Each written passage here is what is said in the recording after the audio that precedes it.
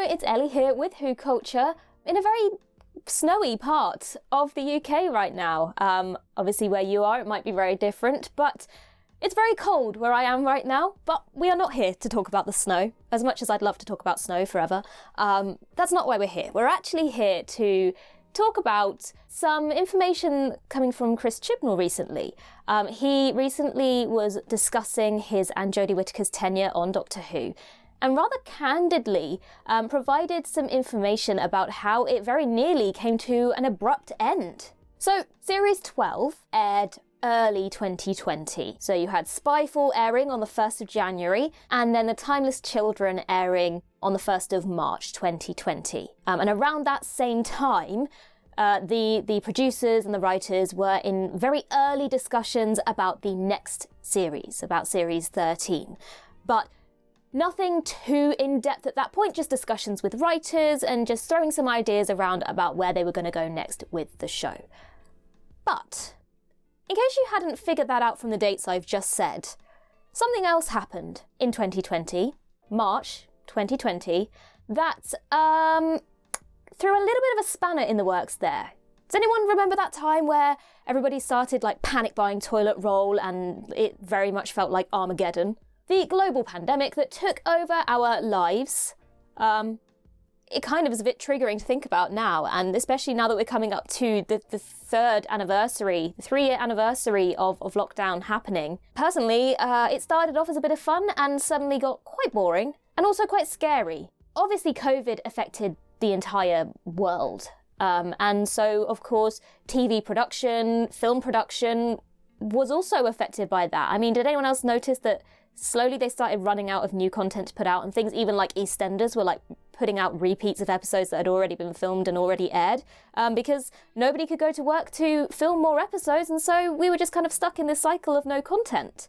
And Doctor Who was no exception to that. So obviously development of that new series came to a halt, and all anyone could really do was sit and wait to hear any sort of news on where things could go from there. Which leads me to Chris Chibnall's recent interview with Radio Free Skaro, which is definitely worth listening to if you're interested in behind-the-scenes talks and information surrounding Doctor Who. Some of the other things he mentioned were things how Spyfall very nearly was a Christmas episode, which I think would have made people very, very happy. Some people, anyway. I don't know. There's a little bit of a debate about whether Christmas or New Year's specials are better. Personally, I like a Christmas special, but each to their own. But something that he did mention was that the pandemic very nearly meant that his and Jodie's tenure came to a very abrupt ending. And at one point, Revolution of the Daleks, which was pre-filmed before the pandemic hit and then aired on the 1st of January 2021, that very nearly was their final episode. I'm going to need to put my glasses on to read this bit. So here's what Chris Chibnall had to say. There was a week where Series 13 was not going to be made. There was a week where I'd been offered another job, and because the BBC was just like, where's the money coming from? How are we going to do this? Is it too difficult? And it literally went down to the wire. There was an hour on one day where it was done, because they couldn't find a way to do it. Okay, so Revolution, the Daleks, that's it. So yeah, Revolution of the Daleks. It was nearly the parting of the ways, the end of time, the time of the Doctor, Twice Upon a Time, and Revolution of the Daleks. I mean, Revolution of the Daleks is a fine episode, but it's not an epic end of an era kind of episode. Now, presumably some rewrites and reshoots would have had to have been made in order for this episode to become a regeneration story, but even so, even reshoots were questionable at the time. No filming, no series, no episodes, no couple of hours. Filming was not allowed. Also, in the episode, Captain Jack's final lines are delivered off-screen, presumably due to availability, the pandemic, or whatever, so they probably wouldn't have been able to get John Barrowman back.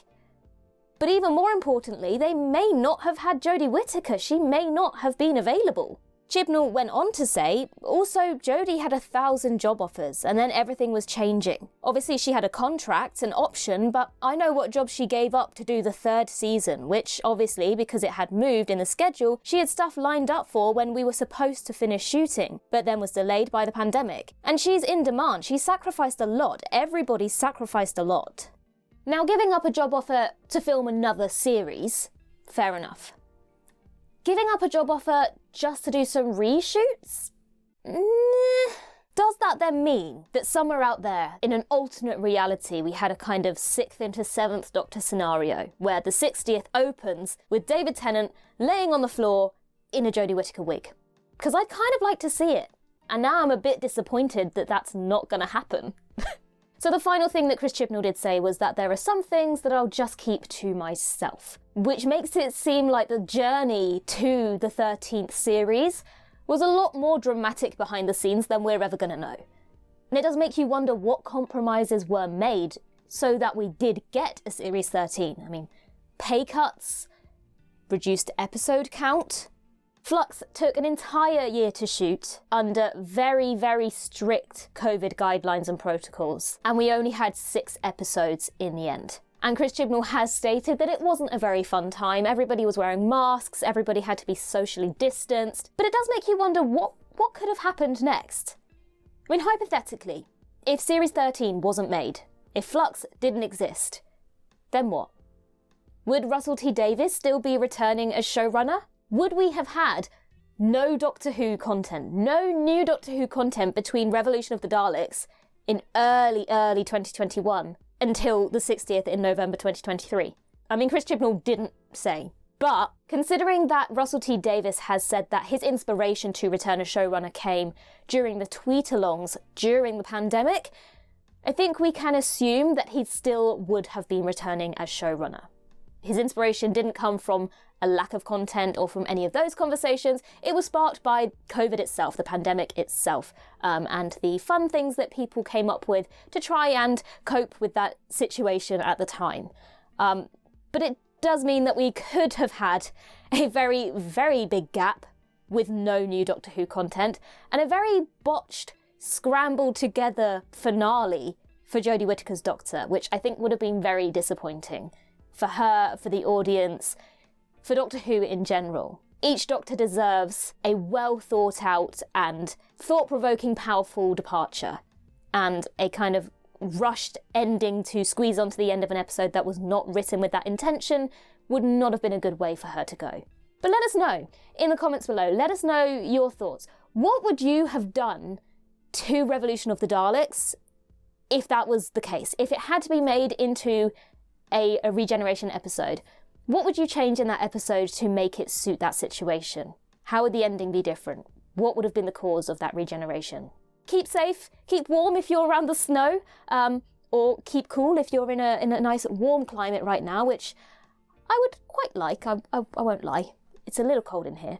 And I will see you very soon, I would imagine. Have a wonderful day, and in the words of Riversong herself, goodbye, sweeties.